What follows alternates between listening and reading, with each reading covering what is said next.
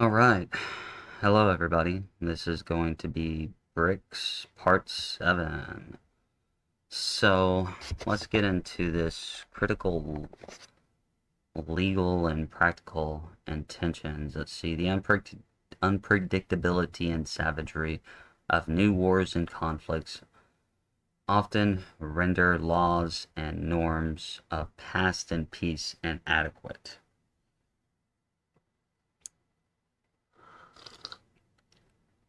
So, conceptions and visions of war and peace have evolved over time, with differences between war and peace becoming less and less distinct. Many of the old rules, paradigms, this is a key word because we're in a paradigm shift, and ways of the past are not suitable for addressing some of the challenges of the present and emerging future of war and peace. Oh, I need to say, so this peer-reviewed article that we're going over is for research purposes because we're trying to understand the relation to Brics and World War III. All right. So, and I love this quote by Cicero right here. The great Roman politician and philosopher stated, "In time of war, law is silent." Boy, I bet a lot of people understand that statement. Anyways, this is just an introduction part to this. So let's see what we got going on. Okay, the economic impact. Okay. Chief tensions of business warfare is its unintended domestic and global economic impact as countries engage in inextricably braided national security and economic strategies. Attacking another country's businesses could not only hurt the target country, but also the attacking countries, as other states retaliate with aggressions and sanctions of their own. Okay. For instance, many companies and countries are reticent to antagonize or offend China because it represents one of the largest markets and manufacturing bases for many businesses. And this is why you're going to start seeing the United States start producing its own stuff and go back into manufacturing. Because we're about to go to war with who? China.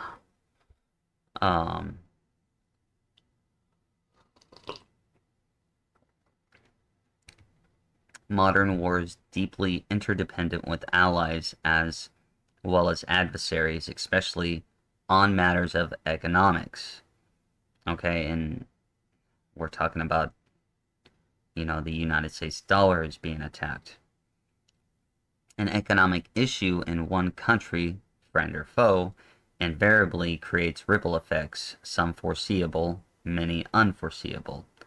This is true not just of economic distress in major economies like the United States and China, but also of smaller economies. For instance, the Greek debt crisis that started in 2009 had significant ripple effects across Europe, Asia, and the United States for nearly a decade because of the interlinked nature of global debt markets. Okay? So let's continue down here. For instance, the United States, as an economic superpower with many high valuable business targets, cannot engage in business warfare without serious consideration for its economic and political consequences. American politicians think about the next election may not be able to fully engage in business warfare and risk a prolonged recession. In contrast, authoritarian countries like Russia and China can engage in business warfare, including hurting their own domestic companies with long-term strategic imperatives in mind. Without the same kind of fear, of its political impact because they are not subject to free and fair democratic elections. I would kind of argue that we're not, subject to free and fair democratic elections either. But we won't get into that topic. But the main key thing is that yes, China and Russia will sacrifice themselves to hurt us, and you see them doing that. And like as many point out that China's going through, this whole um, economic collapse, they're doing it in a way to hurt us because they have Plan B, which is gold and Brics, and Russia and China are buying a lot of gold right now. Okay, let's see here.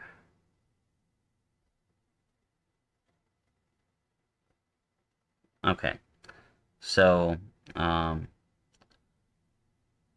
so we're talking about something that the United States can do right here, and with its business interests, belongs to the Committee on Foreign Investment in the United States, which has the power to block any transaction involving a foreign company or person. Now, BRICS allows countries to go around this. Um, the Foreign Investment Risk Review Moderation Act of 2018 recently further enhances the updated CFIUS broad powers by expanding its scope and authority and funding to review and block business transactions on national security grounds. For instance, in 2019, the United States ordered a Chinese firm to sell its holdings in Grindr, the largest social networking app for gay, bi, trans, and queer people, for fear of the Chinese government using the personal data on the app for blackmail. Think about that.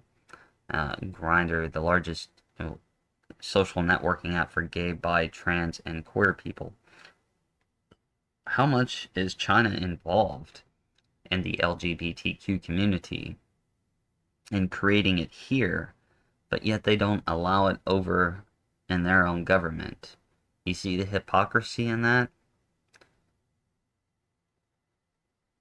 Okay, so the CFISU blocked a Chinese company from purchasing a fertility clinic in San Diego near strategic military bases for fear that the Chinese government would acquire and exploit sensitive health and genetic information of American military personnel. Nevertheless, despite a more aggressive posture by the United States in recent years, the economic impact of business warfare remains a key consideration in this new mode of battle. So, this is some of the things that we got to keep an eye on right here is what is China doing to our businesses. How long have I blabbed? Oh, less than what I thought. Okay, so business hostilities. Let's see here.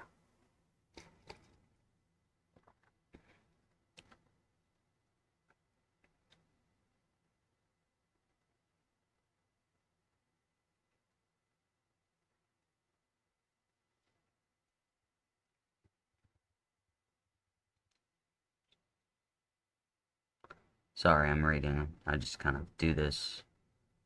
I'm just showing you how I kind of do my research, so if you want to read silently, that's okay. I'm just looking for major things. The laws, okay, let's go right here. The laws of war have long understood economic coercion in general, not considered a prohibited use of force for purposes of international law. When nations were working on the United Nations Charter in the aftermath of World War II, they openly considered and rejected the view of economic coercion should be a prohibited use of force among warring nations. In fact, since its formation, the United Nations and its individual member states have regularly used economic sanctions as a key enforcement mechanism, thereby establishing the international norm that economically coercive or harmful policy actions are not illegal or prohibited uses of force among and between nations in conflict.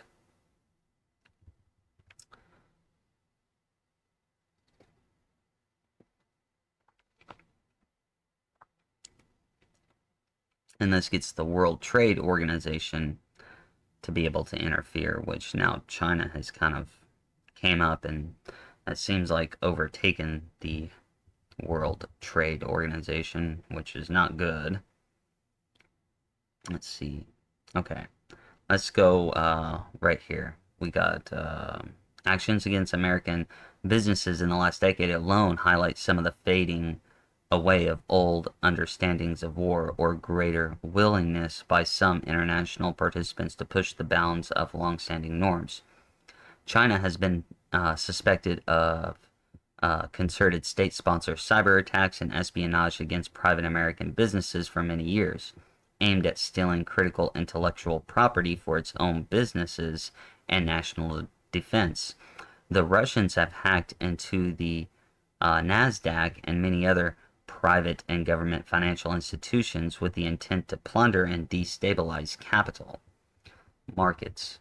Iran has worked to destabilize our banking systems through persistent cyber attacks on our largest financial companies like Bank of America, Citigroup, and JP Morgan. They did this with a virus, but we also hit them with a virus. We hit them with a virus to kind of halt their nuclear program, and that really pissed Iran off. So, in response, they used that virus. This was back in 2007. And they hacked Bank of America, Citigroup, and JP Morgan. Had any of these countries used soldiers to physically trespass on the premises of an American government agency or contractor with the intent to destroy it, there would be little debate under traditional understanding of the laws and norms of war as to whether it violated such standards. Because American private businesses rather than government actors face these aggressions, which are often by way of cyber tools, the legal repercussions are less clear, even though the impact is clearly devastating. Okay. So now we got cyber attacks. So, cyber attacks are new, and this is a new front to war, especially when it's aimed at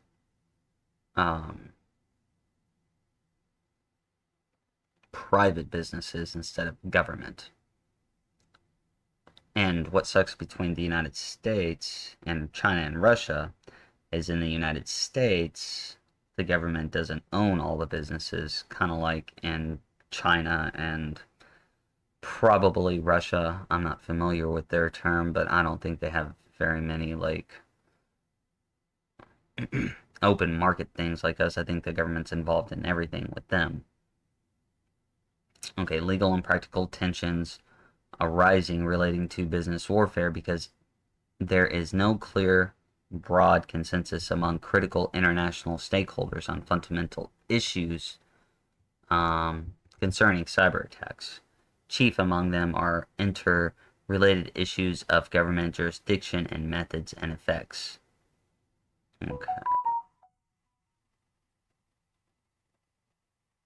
Okay, the United States generally prefers a model of cyber governance rooted in existing rules, customs, and norms of international law, whereby states, international organizations, and private actors all share a role in governance.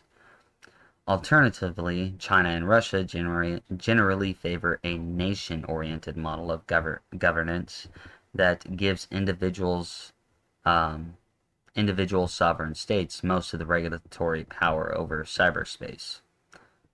That's That answers what I was thinking about before.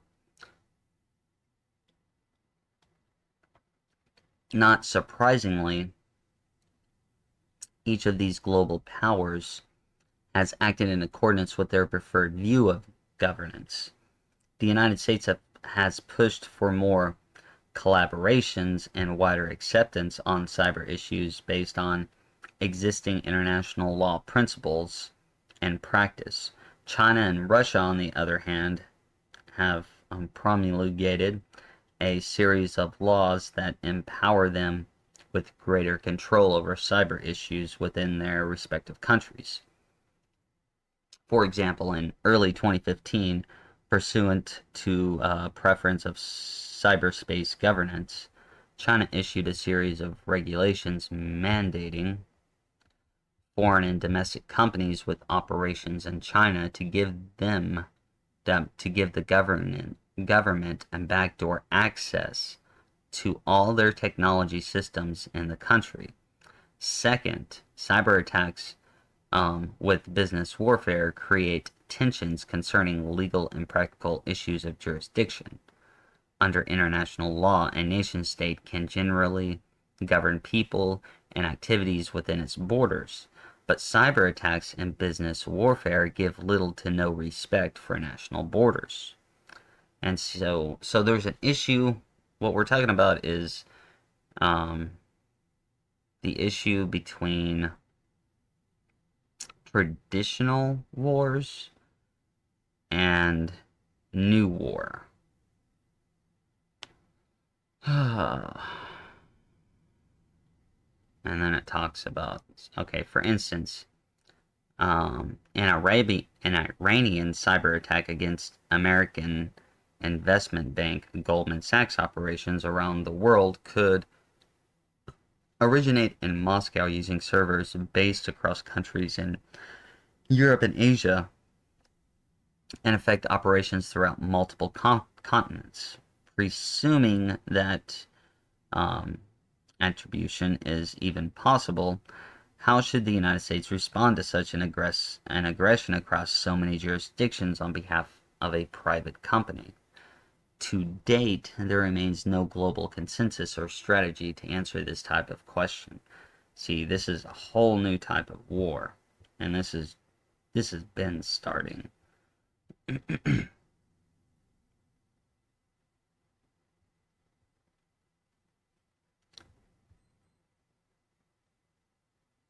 All right. Sorry, I'm just kind of looking for stuff.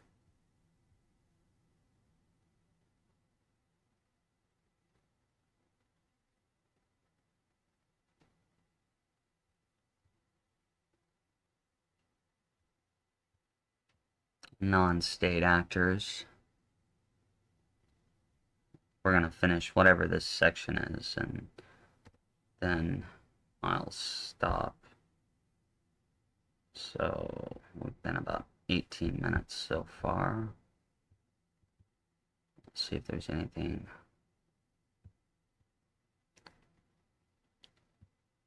Because non-state actors lack a traditional state, all the features that come with it, like an internationally recognized government and national assets, nation states are limited in how they can deal with them. So right now we're going to see the beginning of this war is like that, and I'm trying to let you know this, that we've seen some of it and it's about to pick up. But even though there's some troops on the ground right now, a lot of the focus is going to be from Russia, China, and Iran. Their focus is going to be cyber attacks.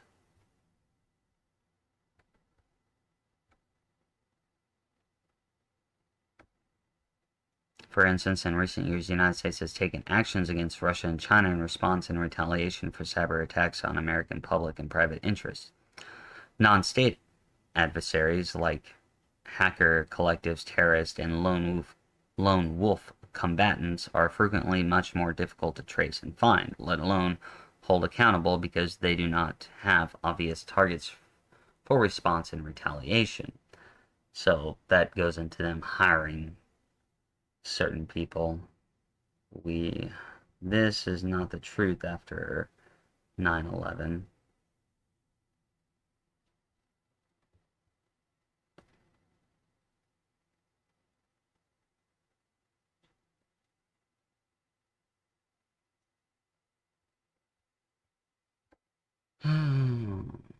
War.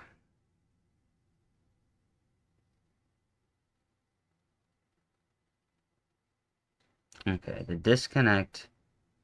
Think about this. The disconnect between the laws and realities of war leads to legal and practical tensions as nations try to solve difficult problems of business warfare.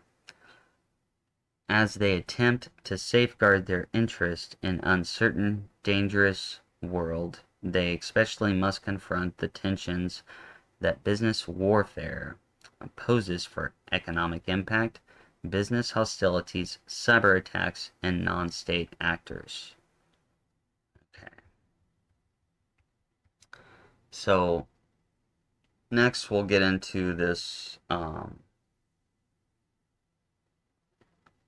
key recommendations. We're getting to the end of this, and we'll probably end this um, in the next part.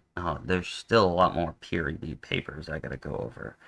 This is just kind of the beginning. Um, but I want to leave it here for right now. I hope you enjoyed this. I hope it's not too boring. I'm just trying to prepare you for things that I know is coming, or has come, that you should take notice and prepare more. Alright, so to next week. And next week I'll probably be doing this on Monday again because I'm going to be, I should be donating plasma, unless I get a reviewer from my peer-reviewed paper, then, then I gotta kind of focus on that and not donate plasma. But we'll see where all that goes. Alright. Peace out and bye. And this has been the Law is Silent production.